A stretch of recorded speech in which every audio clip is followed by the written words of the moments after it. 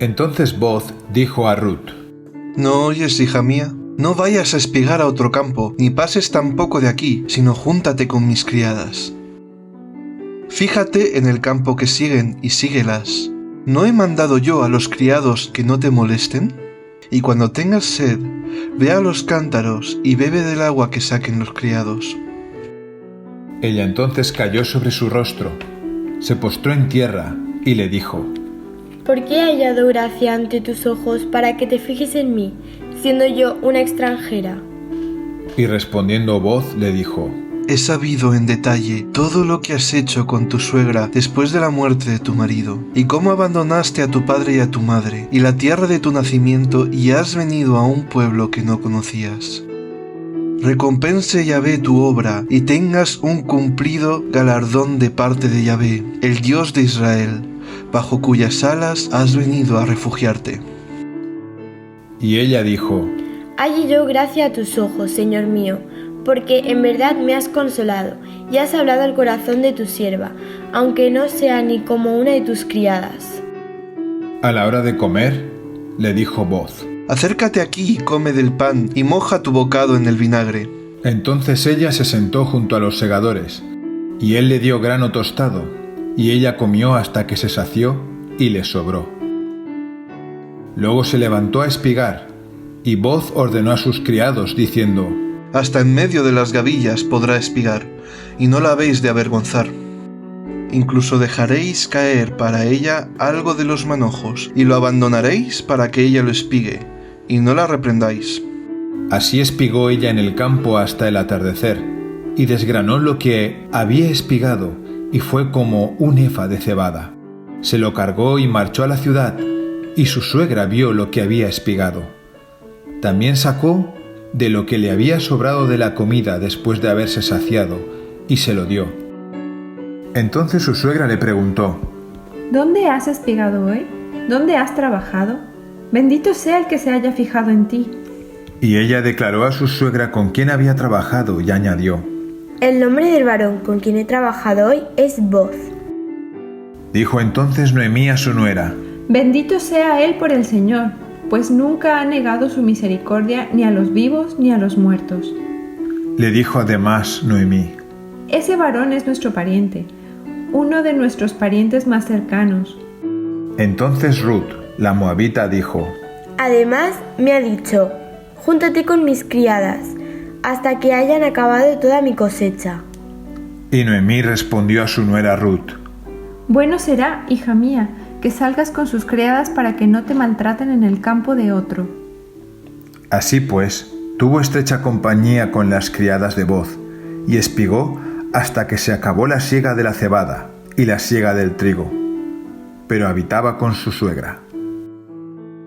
El pasado domingo nos adentrábamos en el capítulo 2 y nos fijábamos en Ruth, en sus decisiones, en su forma de actuar, en su iniciativa, en su trabajo, en su determinación por proveer a Noemí con todo aquello que necesitaba, dado que se había comprometido con ella durante el capítulo 1 y se había comprometido con su destino, y ahora estaba en la responsabilidad de proveer para su suegra. Pero cuando avanzamos en el capítulo, en ese segundo capítulo, tenemos otro protagonista, un nuevo actor en escena, un personaje introducido en esta segunda temporada de la serie, una novedad, algo que no esperaríamos. Bueno, algo que no esperaría Ruth, porque lo que es el autor del libro de Ruth nos va a informar puntualmente. De hecho, el primer versículo del capítulo dice: tenía Noemí un pariente por parte de su marido, hombre de mucha riqueza de la familia de Elimelech, cuyo nombre era Booz. Y os decía el otro día que realmente la acción del segundo capítulo empieza en el segundo versículo. Es una especie de paréntesis literario en el que el autor nos informa de que existe esa persona, simplemente lo deja ahí. Parece inconexo, pero es una información precisa que irá conectándose poco a poco con el relato. Es un hilo suelto que va a ir entretejiéndose con el resto del relato hasta la consecución de la historia. Solo 2 versículos más tarde tenemos a Ruth ya espigando en el campo, curiosamente, de Booz, este hombre que ha sido mencionado. Otro versículo más tarde, el mismo Booz aparece en escena. Otro versículo más tarde, después de una pequeña conversación con el responsable de los segadores de su campo, Booz va a tomar la iniciativa de acercarse a Ruth y empezar a hablar con ella. Los siguientes 9 versículos de este capítulo, desde el 8 hasta el 16, van a ser el eje de nuestro mensaje de hoy. En ellos hay 4 conversaciones que vamos a parar a mirarlas. 3 de ellas son de Booz con Ruth y la cuarta es de Booz con sus segadores. De estos 9 versículos, 7 versículos completos son las palabras de Booz, de este rico terrateniente. A través de él, la historia va a dar un giro totalmente inesperado. Antes de adentrarnos en estas conversaciones, quiero que te metas en la historia, quiero que escuches las palabras de Booz desde los oídos de Ruth. Para esto, para acercarte al valor original de estas palabras en la mente o en el corazón de Ruth, tienes que echar mano a la imaginación. Pero es posible que hayas vivido alguna etapa de tu vida en la que hayas estado agotado, o en la que hayas sentido soledad, o en la que no hayas tenido recursos, o en la que no hayas tenido amigos, o en la que no hayas visto futuro, que no hayas tenido expectativas, alegría, esperanza. Si has vivido algún momento así, podrás acercarte un poquito más al momento de vida de Ruth y escuchar las palabras de Booz y lo que significan para ella.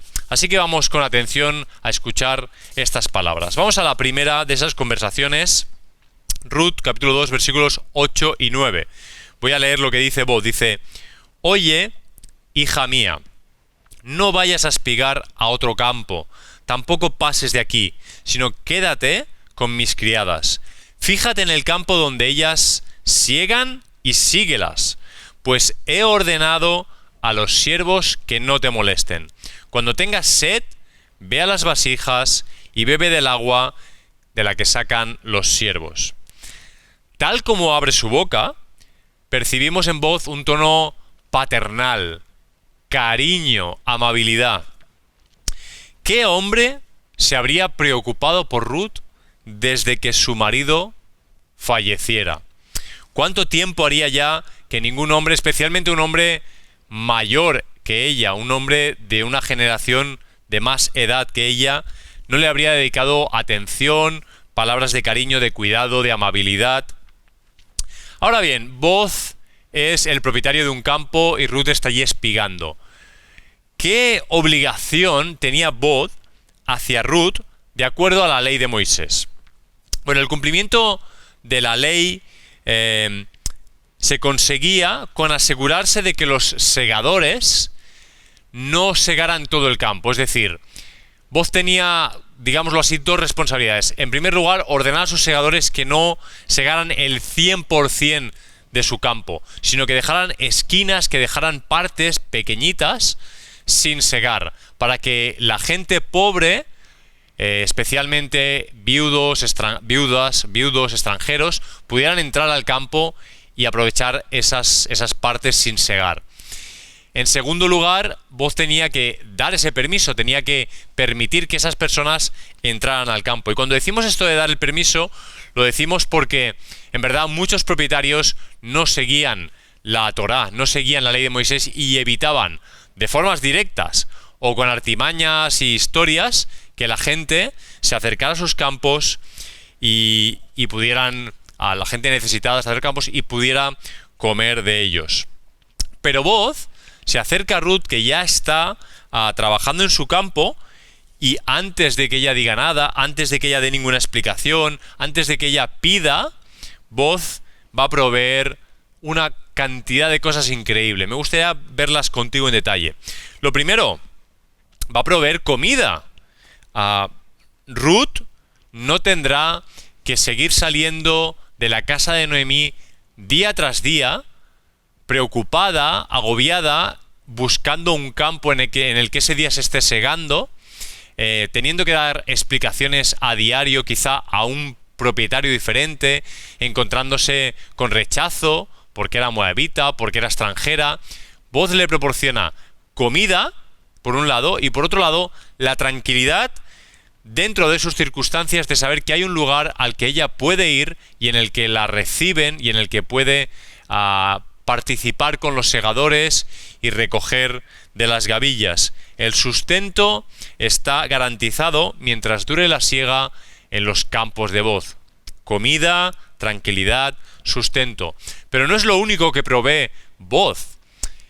Ruth solo conocía a Noemí. Estaba en un país extraño, era extranjera, no conocía bien las costumbres y Booz le va a proveer a Ruth también de compañía. Le va a decir que se una a las siervas, a las segadoras y que trabaje con ellas, que vea cómo ellas lo hacen, que las acompañe, que las observe.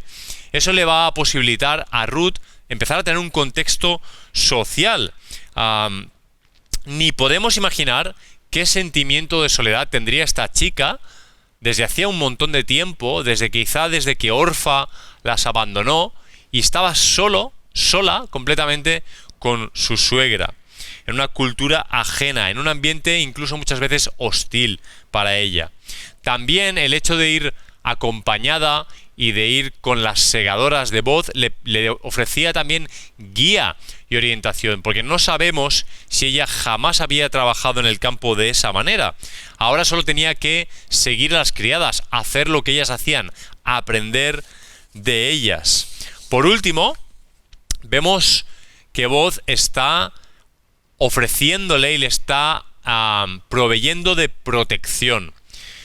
¿Qué razones podían llevar a los criados o a los segadores de Booz a molestar a Ruth?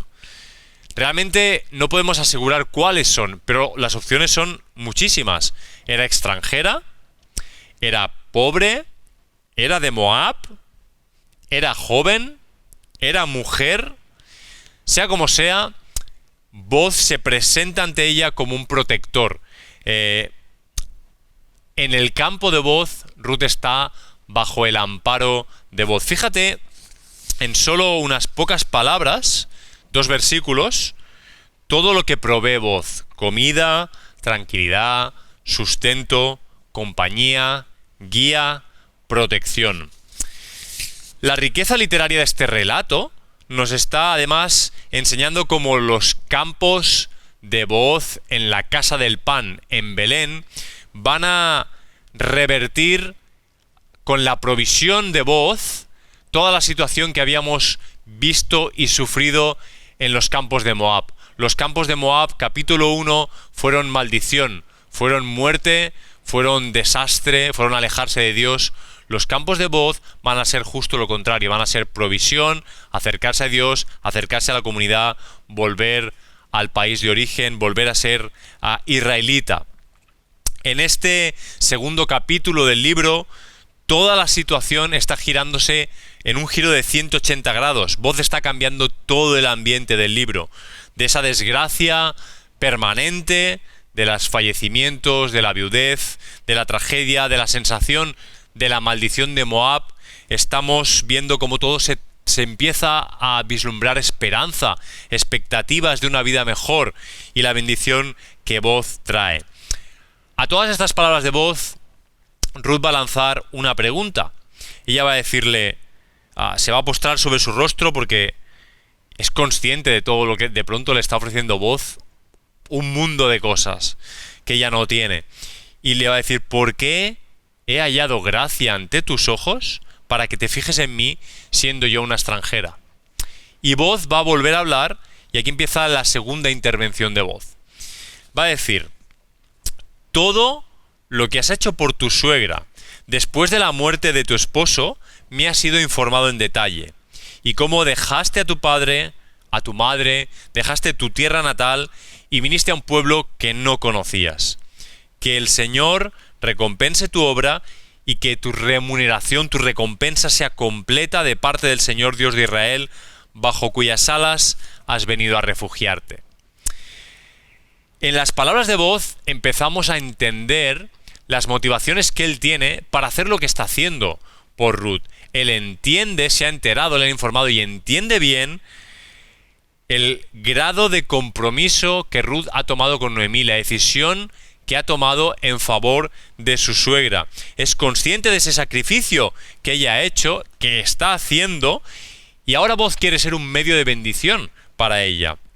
Así que en esta segunda intervención, como si la primera no hubiera sido ya absolutamente providencial con todo lo que le ofrece y lo que le provee, encontraremos todavía más provisión. Fíjate, lo primero, empatía. Empatía por su situación, por el camino de dolor y de sacrificio que ha vivido, porque es una viuda que ha dejado su tierra y su familia atrás, y que está en su campo, rebuscando espigas en una situación de pobreza. Booz no solo provee la comida, también provee empatía, algo que todo ser humano necesita. Le provee comprensión ante su situación y su condición de extranjera, ante la inseguridad que está viviendo, ante la incerteza de lo que pasará en el día de mañana, ante el desconocimiento del lugar, de la cultura. Booz es una mano amiga, es una palabra amable. Así que empatía, comprensión, implícitamente apoyo emocional. Con esa amabilidad, con esa falta de juicio, con no considerarla una moabita, con no señalarla, con no sospechar de ella lo malo, con no considerarla la que trae la maldición de Moab. Booz está, con esa aceptación por ella, está apoyándola emocionalmente, está motivando el esfuerzo que ella ha hecho, la decisión que ella ha hecho en favor de su suegra. El versículo 12, muchos autores lo interpretan como oración. Sea una oración o sea bendición, es algo que también provee en este momento Booz. Recompense Yahvé tu obra y tengas un cumplido galardón de parte de Yahvé, el Dios de Israel, bajo cuyas alas has venido a refugiarte. Es la expresión de lo que Booz desea que le pase a Ruth. Es una bendición, es una oración quizá por ella.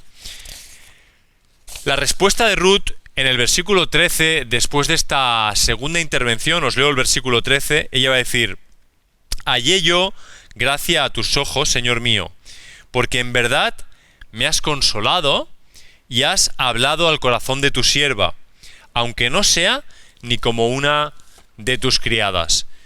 Las propias palabras de Ruth nos dicen de cosas concretas que Booz proveyó en esta conversación. Consuelo. Las palabras de él le aportaron el ánimo, el consuelo que ella necesitaba. Eran provisiones espirituales también. Aliento. Palabra de Dios. Es Corintios que nos dice que con el consuelo con el que somos consolados por Dios, nosotros consolamos a los demás, porque son las palabras de Dios las que nos consuelan y nosotros podemos transmitirlas y consolar. Ese consuelo es una palabra de Dios de Booz para Ruth, también es provisión de él. Y aún en este segundo speech de Booz, en este segundo discurso, lo más importante que él provee es reconocimiento. Pero esto merece un poquito más de detalle, una explicación más amplia. Si recordáis, esta segunda intervención de Booz parte de una pregunta de ella. Ella pregunta: ¿por qué he hallado gracia ante tus ojos para que te fijes en mí siendo extranjera? Para comprender bien el sentido de esta pregunta y de la respuesta que Booz va a dar, debemos sumergirnos un poquito en el vocabulario hebreo que está escondido detrás de todas estas palabras, porque hay un juego de palabras muy interesante. Ese verbo fijarse y esa palabra extranjera forman una figura literaria, una literación, tienen un sonido parecido en hebreo. Hay un juego de palabras que está haciendo el escritor. La palabra anoki y la palabra nakar. Son palabras que tienen las mismas raíces en hebreo. La primera, anoki, extranjero, muy curiosamente, en el mundo hebreo un extranjero era alguien reconocible. Es decir, la etimología de la palabra extranjero era alguien que tú veías y podías reconocer.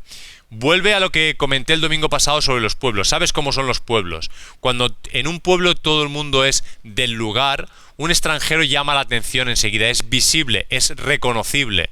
Así llegó a existir esa palabra extranjero en el contexto hebreo. La segunda palabra, nakar, es reconocer, ver a alguien, interesarse por él o por ella, conocer quién es. Estas palabras, curiosamente, también están emparentadas con la palabra Nabí, que es la palabra que el hebreo usa para profeta. En realidad, Nabí significa vidente, aquel que ve, es la palabra profeta. Te lo voy a ilustrar con un ejemplo de una película.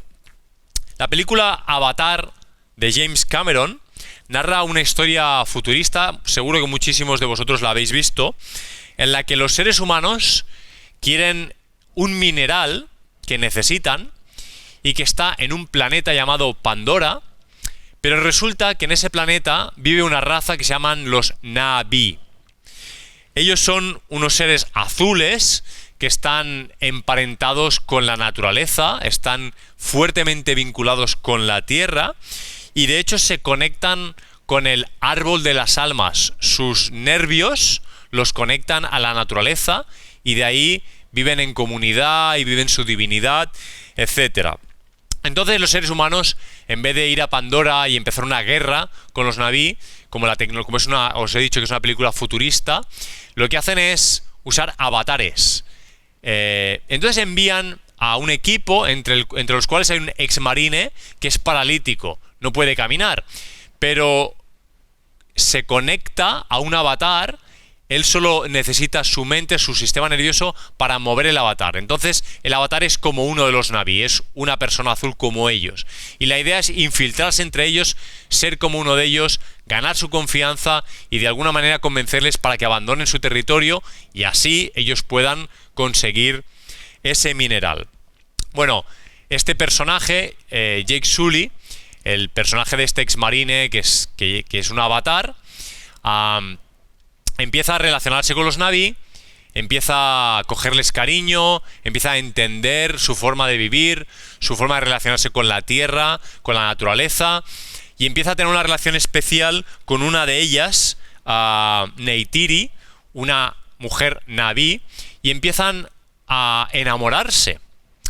Y en una escena de la película, él, que está en una especie de cápsula, donde es oxigenado por la máquina se rompe y entonces su avatar se desvanece, se desmaya y ella se da cuenta de lo que está pasando y va donde está él y entonces le ve por primera vez físicamente como un ser humano, un hombre pequeño. Los Na'vi son casi el doble de grandes, así que es un hombre pequeño, débil, paralítico, que no se vale por sí mismo y además se está ahogando. Ella tiene que coger oxígeno y ponerle oxígeno para que no muera.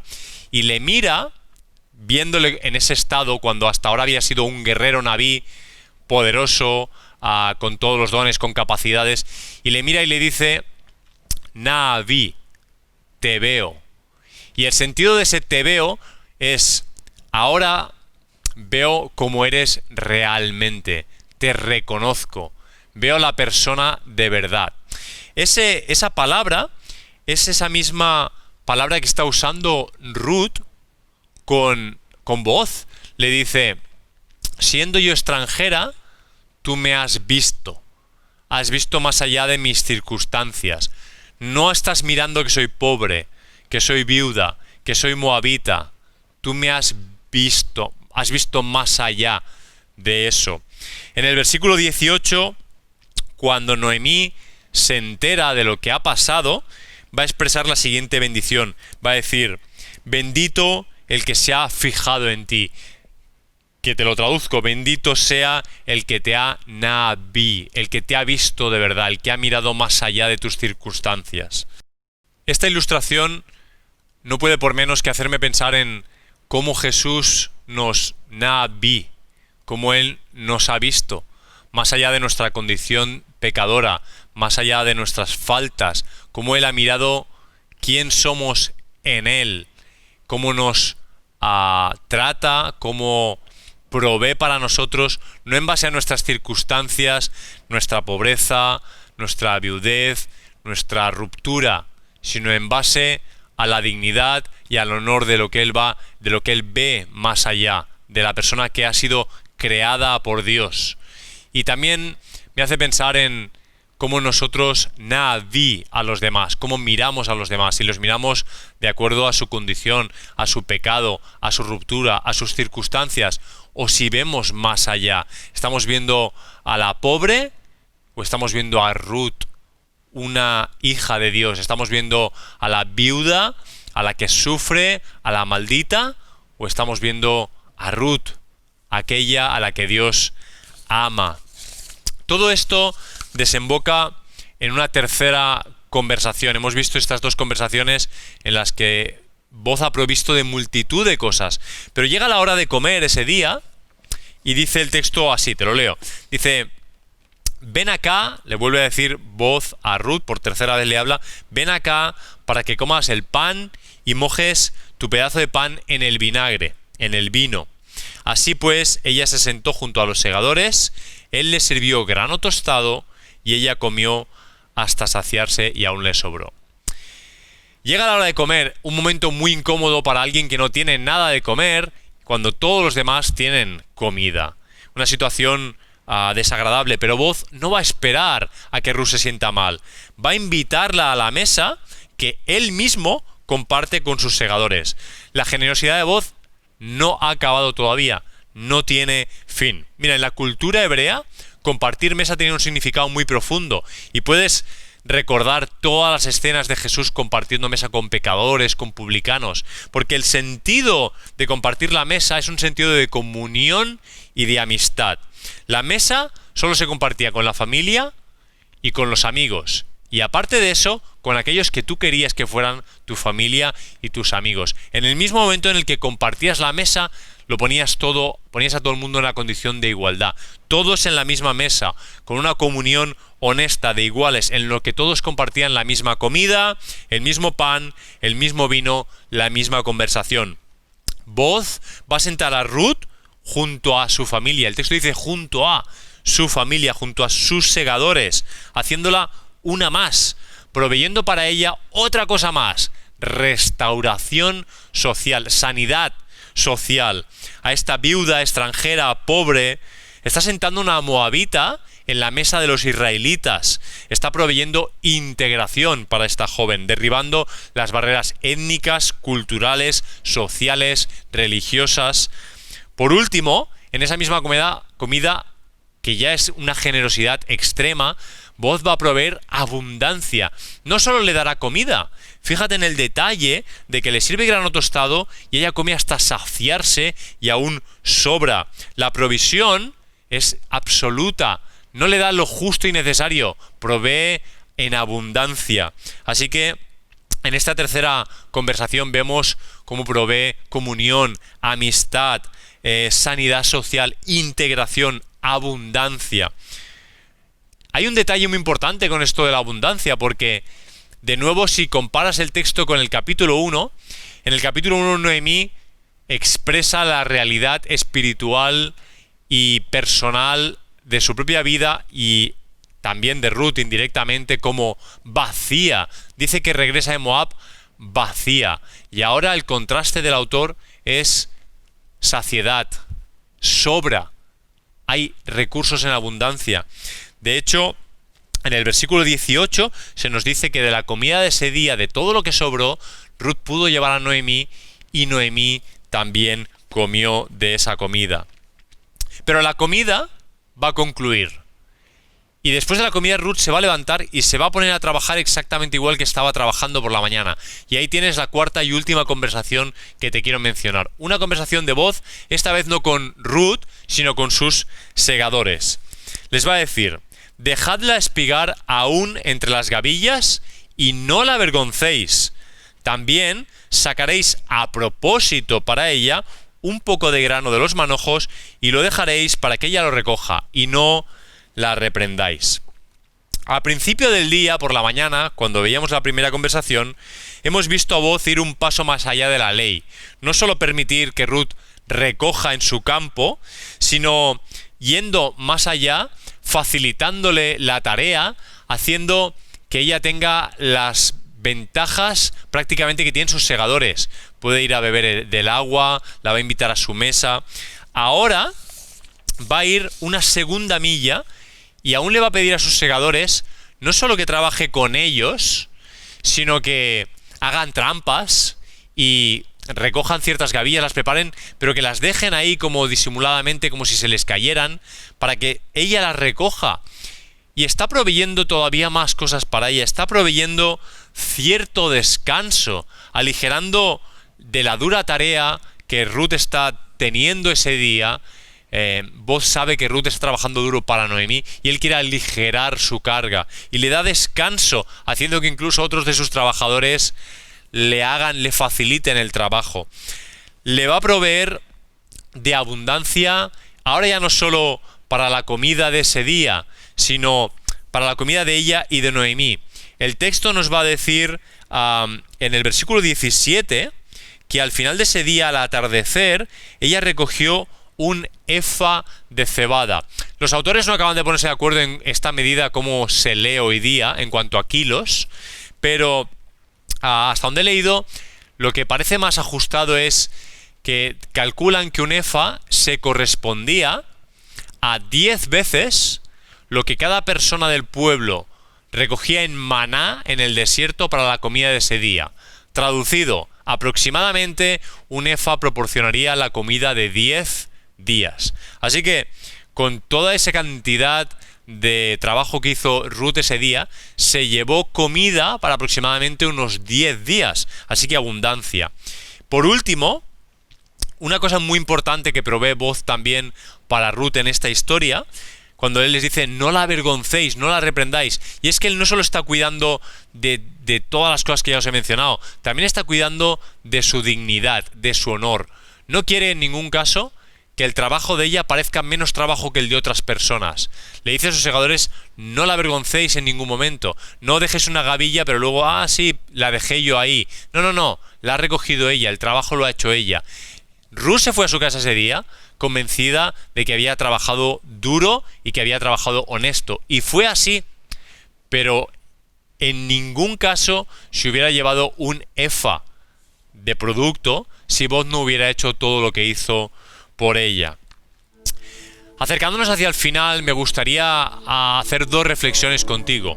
La primera es que Boaz en esta historia es un tipo de Jesús. Es un ejemplo que nos recuerda a Jesús mismo. Mira, Boaz invita a Ruth a trabajar en su campo. El maestro nos invita a trabajar también en su campo. Nos acompaña Jesús cada día de nuestra vida, como vos lo ves ahí acompañando a sus segadores, sentado a la mesa. No es simplemente ellos trabajando, Él está presente ahí con ellos. Boaz asume la protección, el amparo de Ruth. Jesús nos ampara, Él nos protege, Él ha asumido nuestra protección también. Vemos a Boaz consolando y alentando el corazón de Ruth con sus palabras. Jesús nos consuela, nos anima a través de su Espíritu Santo, el Consolador, la palabra de aquel que nos consuela. Por último, Jesús nos está estableciendo en una familia, en una comunidad, en su comunidad, de la misma forma en la que ves a Boaz introduciendo a Ruth en su comunidad, de nuevo en el pueblo israelita, en su familia, entre sus trabajadores. Pero no solo vemos en Boaz a un tipo de Jesús y eso nos hace reflexionar sobre él, también es importante que nos lleve a una autorreflexión, a que nos miremos en el espejo de Boaz. ¿Qué tipo de proveedor estás siendo tú? ¿Estás conformándote o limitándote a cumplir con la ley de Dios? Que está bien, ni siquiera había montones de propietarios de campos que no la seguían la ley de Dios. Pero Él no se conforma con solo seguir la ley de Dios. Él quiere dar en abundancia, quiere dar gracia, la gracia que Él ha recibido de Dios, la bendición que Él ha recibido, la provisión que Él ha recibido. Él quiere darla para otros. ¿Estás tú caminando la segunda milla? ¿Estás sentando a comer en tu mesa a la moabita, a los extraños, poniéndote en su lugar, empatizando con ellos, acompañándoles en su sufrimiento? ¿Estás usando tus recursos, tu tiempo, tus fuerzas, tu dinero para proveer lo necesario en todas las áreas a aquellos que Dios ha traído a tu campo? Que el Señor nos ayude a ser proveedores de comida, de tranquilidad, de sustento, de compañía, de guía, de protección, de amparo, de empatía, de comprensión, de apoyo emocional, de oración, de bendición, de consuelo, de aliento, de palabra de Dios, de reconocimiento del otro, de restauración social, de comunión, de amistad, de integración, de abundancia. Todo eso lo vemos en la persona de voz, todo eso lo vemos en la persona de Jesús, y todo eso podemos ser nosotros para otras personas. El Señor nos ayude a ser proveedores a la imagen de voz, a la imagen de Jesús.